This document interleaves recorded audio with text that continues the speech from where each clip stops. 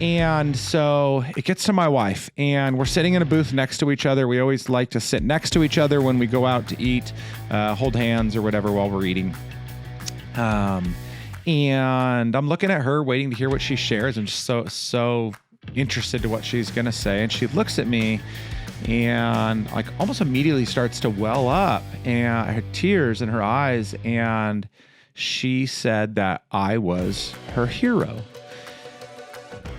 And there's this part of me right away hears that, and I'm like, gosh, what a cheesy answer, or could be such a cheesy answer, right? Like, who do you love the most? Your spouse? Who do you whatever. But it was what she said that followed that was so incredible. Welcome to Authentic Conversations. I'm your host, Ryan James Miller, and I believe the way to freedom, fulfillment, and success ultimately comes by living as the most authentic version of yourself.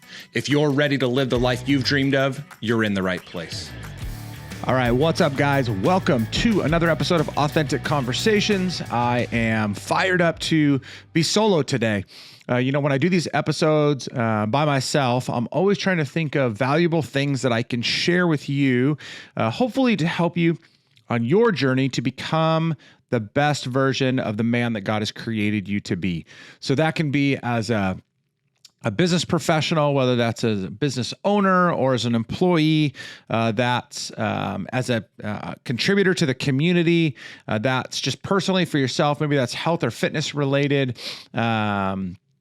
I'm just always trying to think of, how can I help you to make more money? How can I help you to have some more freedom? Wearing one of the Freedom Over Everything hats today. By the way, if you want one of those, hit me up and I'll share a link with you that you can go out and buy one of those. I got a limited supply left. Anyway, so I'm always trying to figure out ways that I can help you become better in the roles that you're living in life. And so for this specific episode, I wanted to share something that I heard from my wife recently. And it just really got me thinking. It was amazingly profound. It was encouraging. And so that's what I want to share. And I want to give a shout out to my good friend and brother, Paul Edwards. He is a fellow member of Iron Sharpens Iron, the mastermind that I'm a part of. He's also contributed to a lot of the content that we produce through our newsletters, through social media. Just, gosh, so many things him and his team have contributed or written and helped to contribute for us. So just, he's an amazing guy. I love him to death. He's been on the podcast before. I've been on his. Anyway, so Michelle, my wife, and I were able to go out to dinner with Paul and his wife. They were down here from Washington last week. By the time this episode goes live, it'll have been a couple weeks. And so we went to my favorite restaurant here in SoCal, Boss Cat Kitchen and Libations, location in Orange. And we had a great time. We had just an amazing meal. I had one of their Kentucky Orange Blossoms, which is one of their signature whiskey drinks. It's phenomenal, kind of a spin on an old fashioned of sorts. And anyway, so we were enjoying a great meal, great conversation, and we were getting ready to wrap up dinner. It was time for us to go home. They had to head back to their hotel because they had their kids there. And Paul said, all right, before we go, he goes, I want to play this game. And he said, we're going to go around the table to each of the four of us. And I want you to share one of your heroes, one of your heartbreaks, and one of your hopes or dreams. So heroes, heartbreaks, hopes, and dreams. And it's this game.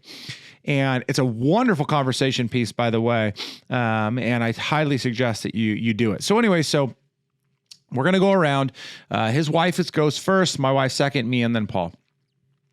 And so his wife shares, and then it's my wife's turn to share her hero first. You go hero, go all the way around, heartbreak, go all the way around, hopes and dreams, go all the way around. And so it gets to my wife, and we're sitting in a booth next to each other. We always like to sit next to each other when we go out to eat, hold hands or whatever while we're eating. And I'm looking at her, waiting to hear what she shares. I'm just so interested to what she's going to say. And she looks at me and like almost immediately starts to well up, and her tears in her eyes. And she said that I was her hero.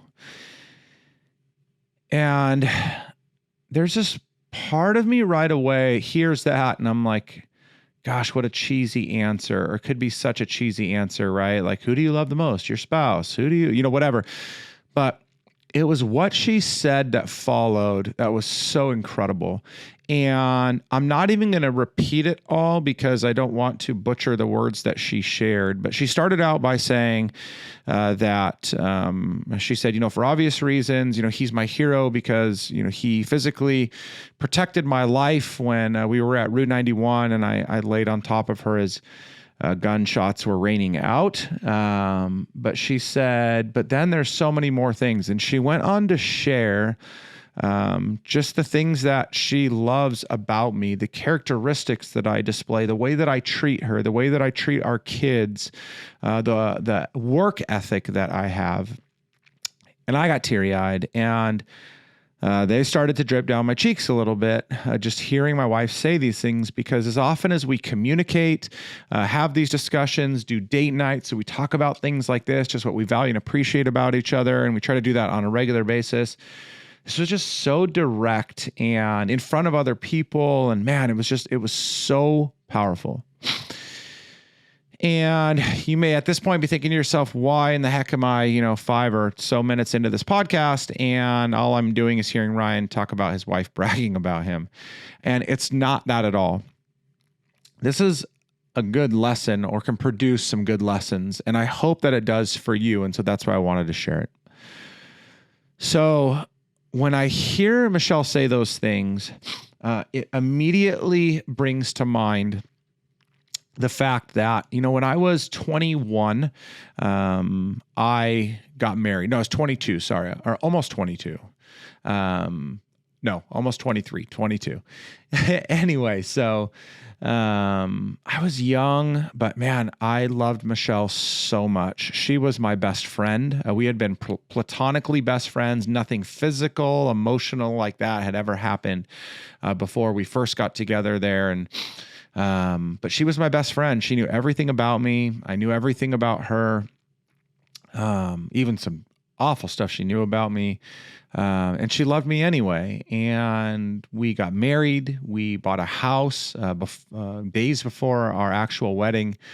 A year later, we had our first baby. That was Alexis. And man, it was an amazing roller coaster of a ride to begin with. And then, as many of you have heard, we hit a season of just a lot of difficulty. Years 3, 4, and 5 of marriage. Really, 4 and 5 were the hardest for us.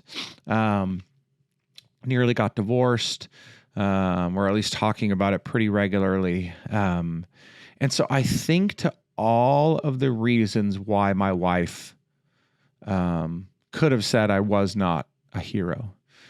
All the ways that I had let her down, all the ways that I had hurt her feelings, all the ways that I came up short as a husband, as a father, and even just as a man.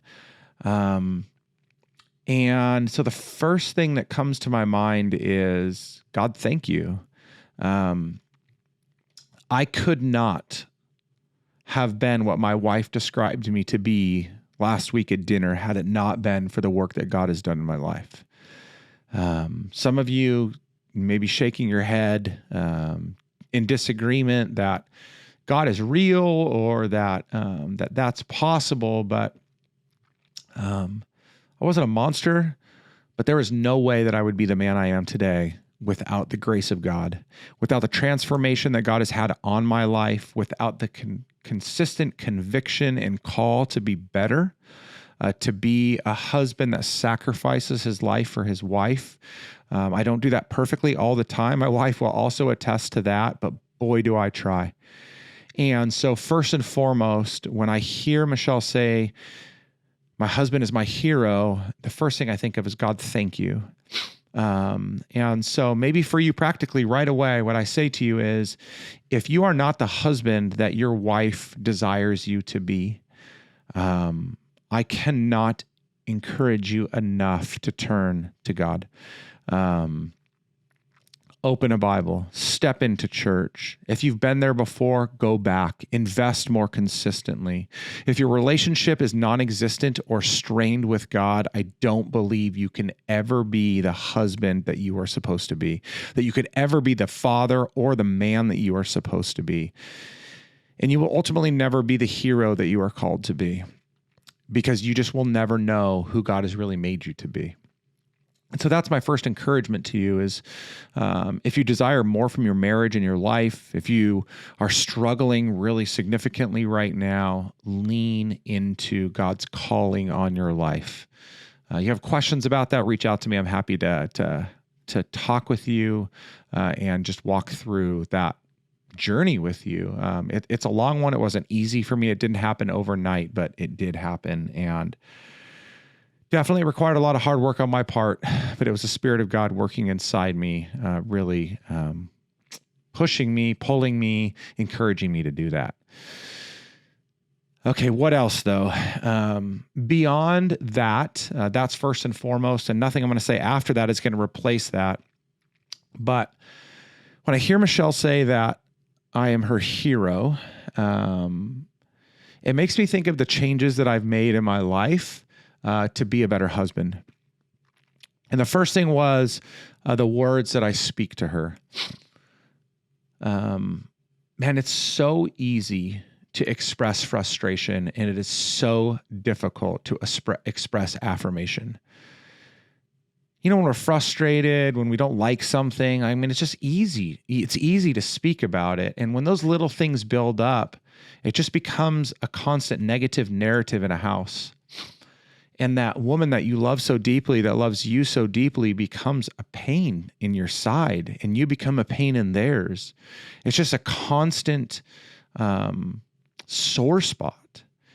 And you're saying just so many negative things, grumbling about what they're not doing, about how they're not treating you, what they should be doing. And I say to you, your words matter. I've shared this before, but one of the most powerful things that I ever did as it relates to words was I'd heard a pastor years ago speak about the importance of expressing my feelings to my wife verbally as I felt them. And I've done that for many, many years, at least the last 10 years. I consistently speak out loud the things I feel in my heart. Baby, I love you. Baby, I appreciate you. Baby, I value you. You are a great wife. You're a great mom. I love how you do X, Y, and Z. Wow, you look beautiful today. You are sexy. I'm attracted to you. I want some alone time with you, whatever. I think it's so important that we are using positive and encouraging words. I'm not asking you or calling you to fake it. So if you're frustrated, you can be honest about why you're frustrated, but don't make that the only narrative in your house. Don't make that the only thing you're saying is the frustrating and negative things. So speak words of encouragement, of affirmation, of support, of love, of honor. That's what a real man does. A real man speaks those things to his wife. Number 2, things I say about my wife. And again, early on in our marriage, I would have never said anything bad about Michelle. I mean, she was amazing. Again, she was my best friend. We loved being together. We were around each other all the time. We had so much fun. We went out and partied together. We learned together. We grew together. I mean, all these things were amazing. And then once the shit got hard, then I started talking bad about her. I mean, not all the time, but around friends, around maybe other family, I was just not speaking well of my wife. And I can't tell you how many guys I'm around right now, though I try to avoid them as often as I can. But when I'm in common space with guys, I don't consider these guys friends that would speak like this about their wives. But in common space with other men, I hear them speaking bad about their wife. The most fascinating thing is more often than not, they're assholes or douches, and it's their wives that should be saying all the bad things about them, though they shouldn't do that. But I'm like, who are you to talk? Like, you're a mess. No wonder why your wife doesn't want to have sex with you, or doesn't want to spend time with you, or doesn't want to serve you at home, because you're an asshole. And so you could be talking about how awful she is, but it's your fault. Take ownership. Be a man. So I really changed my own language, the context of conversations about my wife. I used to have to be very conscious about the things that I said because I didn't want to speak negatively about her. And now I just naturally don't.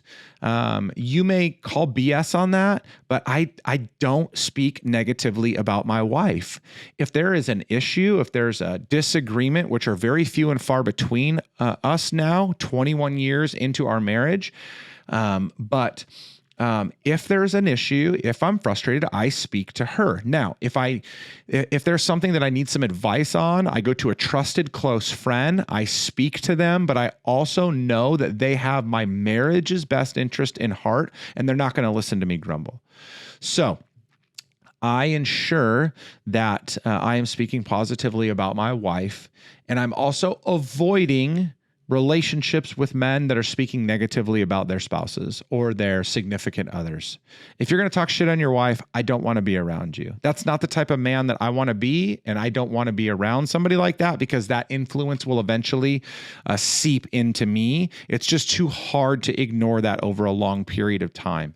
It just eats away at you like rust. So, second thing, I was conscious about the things I say about her. When I'm not around her. Third thing, I intentionally focused and am focused on the things that I do to her. And so again, this is not just words, but actions. I want to ensure that I treat her like the woman that God has created her to be. She was created in God's image as one of God's children. She is precious in his eyes. She is worth far more than I could ever put value to. And so I want to treat her that way. I want to shower her with love. I want to honor her. I want to respect her. I want to give her gifts as often as I possibly can. I want to make her life, my wife is not materialistic, but at the same time, I want to give her every possible materially based thing that I can give to her that would make her happy. And she right now would say, well, that stuff's not going to ultimately make me happy, but it could make her happier. And so I want to do that. I want to provide for her. I want to make sure that she feels cared for, that she feels supported, that she feels protected. I want my actions to support the hero that my wife sees me as. Heroes don't mistreat their wives. Heroes lift their wives up and do everything they can to provide for and protect them. And so actions are so important. Fourth thing I think about is I began to really pay attention to, and now I'm extremely conscious of, the things I do when she's not around. So it's one thing to be conscious of the things I do to her when she's around, just like saying the things I do to her when she's around. But I also want to be conscious of the things I say about her when she's not, or do when she's not around. And so I'm going to get super practical, very direct here.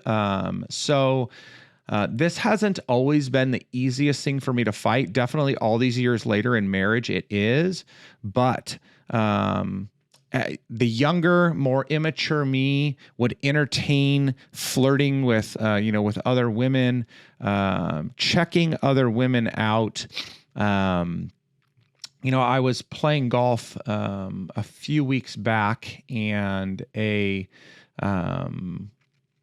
so one of the guys I was playing with made mention of how hot the cart girl was.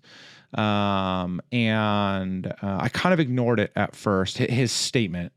And then he again said something about how hot the cart girl was, and if I saw. And I said, no, I said, I didn't look. And he says, what do you mean you didn't look? And I said, because I said, I don't want to get involved in that. And I don't want to put myself in that place.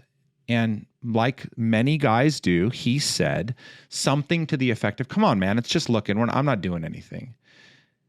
And I just thought to myself, like, no, that absolutely tarnishes my mind. That leads me to start thinking about things from a physical and sexual place that aren't about my wife. And that's not good for me. Like, that's not honoring to my marriage, but that's not good for me because it starts causing my mind to chase that further. Social media, like, man, that is a hard place because we as men, ladies, you may be getting it too, but we're constantly bombarded with opportunities for other women to get, to put themselves in front of us. Whether it's bots or real women, I probably get an inappropriate message or invitation via social media 3 to 4 times a week.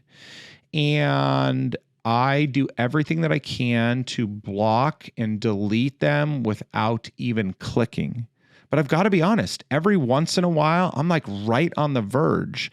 And in the past, I have like not clicked through a website, but clicked on the picture. And I'm like, what am I doing? And immediately block, delete. And I've got to go right. Like, I cannot succumb to that because that's not what a hero does. I won't let my wife down like that. If my wife was sitting right there, I wouldn't do that. And it's dishonoring. It's hurtful to her. And I don't want to do that either. So it's definitely about, the things that I do when she's not around. So things I say to her, things I say about her, things I do to her, things I do when she's not around. And so really, you guys, I mean, I cannot encourage you enough. If you're married, you should be your wife's greatest supporter, your wife's greatest encourager, your wife's greatest provider, your wife's greatest protector. You should sacrifice everything you possibly can to ensure that she is happy, that she is cared for and loved. You should desire to be your wife's hero. And for some of you guys, like, it's like, well, I'm my wife's hero because I am strong and I can physically protect my wife. It's like that's not a hero. That's a small part of it. Like even back to my wife's, reasons why, like if it was just the Route 91 thing, like, yeah, that was a big thing. But if I was a total asshole all the other times, that wouldn't matter at all. That would have been a reactionary moment that wasn't supported by the way that I lived the rest of my life. So what are you doing? You need to make sure definitely that that you are in a good spot, that you are emotionally and physically and spiritually healthy, but you can't be selfish about your life. You need to be invested into your wife. When I was a pastor, I had my fair share of marriage counseling sessions, both premarital counseling as well as counseling as couples were going through struggles and challenges. And every time a guy would come to me and say that they had a struggle or a challenge with their wife, I would always say, what's your part in it? Like, what is your responsibility? A man takes responsibility. A hero takes responsibility. This kind of sounds funny, but I think about, all of the heroes that that I think are cool or great or whatever. And as you think about, like, I'm a pretty big Avengers fan. And if I think about Iron Man or Captain America or Spider-Man, Batman, they seem to always get the raw end of the deal because they're so focused on being the hero. And I guess part of that's true. They don't always get the relationship that they want. Actually, that was one of the things that disappointed me the most about the last Avengers movie was Captain America, who was like one of the most selfless heroes ever. They wrote into that story where he would stop being the hero so he could have the relationship. And I get it, but I think that the greatest demonstrations of heroism come in sacrifice. And so sometimes we as men won't get everything we think we want because we have to give everything we possibly can to those that we have been entrusted to, that have been entrusted to us. And our spouses are one of those things. So, men, I encourage you, get your shit together. There's always an area to improve. There's always ways in which you can grow. If you need some help in this area, feel free to reach out to me. You can DM me through social media, and I'd be happy to chat a little bit more with you about this. That's why I'm building the Men of Freedom Facebook community, and that's why I have created the Foundations to Freedom Coaching Academy. Like, these are spaces for men to encourage, support, and hold one another accountable on this journey to, amongst other things, be the heroes to their spouses. So again, if you have any questions, concerns, thoughts, you're struggling in an area that I spoke of or in another one, that's closely related, I'm here to support you. I'm here to help. I want you to know, me sharing things like this are not for me to brag, because I can tell you 1,000 different ways that I've screwed up. Some ones that I would never wish upon anybody else. I share this with you because it was a moment of awe for me to recognize what God has done in me, and therefore then what I have been able to do in my marriage and in my life. And while I want to be successful in business, while I want to impact so many men, none of that holds a candle to the way that I want to impact my wife. And so on a Tuesday night at Boss Cat in Orange, hearing that I'm my wife's hero is a great start for me, but I know that I still have a long way to go, and I'm sure that you guys too. So thanks so much for listening to this episode of the podcast. As always, questions, comments, concerns, feel free to reach out to me. I'd love to be able to engage with you, answer any questions I have. If you'd love to join our free Foundation or Men of Freedom Facebook community, if you can't find that at one of the links in this episode, feel free to DM me and I'll shoot you an invite there. That's for Christian men that are looking to grow personally, professionally, relationally, spiritually, and financially.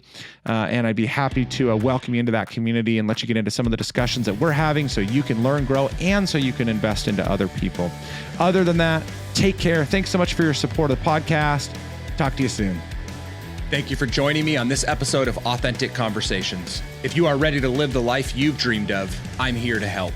Head to ryanjamesmiller.com/podcast to begin your journey. And if this episode impacted you in any way, pay it forward by sharing it with someone you know. I'm Ryan James Miller, and I'll see you next time on Authentic Conversations.